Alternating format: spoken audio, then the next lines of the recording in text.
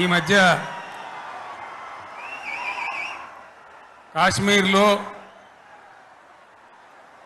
మన దేశం యొక్క అమాయకులైనటువంటి 28 మంది బిడ్డలను టెర్రరిస్ట్ ముష్కరులు దారుణంగా బలి తీసుకున్నారు. కాబట్టి మనం ఇంత పెద్ద సభ జరుపుకునే ఈ సందర్భంలో అందరికీ కూడా ప్రార్థన గోల బంద్ చేసి ఒక్క నిమిషం కాశ్మీర్లో బలి అయిపోయినటువంటి ఆ సోదరుల కోసం మనం నివాళి అర్పించుదాం, మౌనం పాటించుదాం.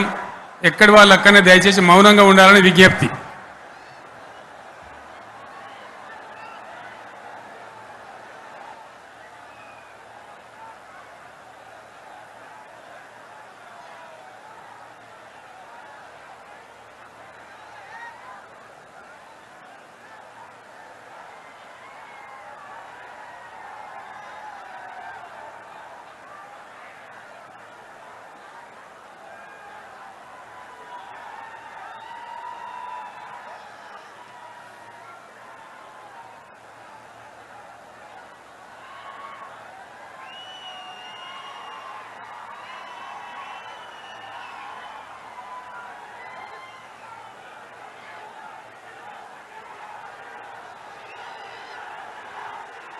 దయచేసి కూర్చోండి.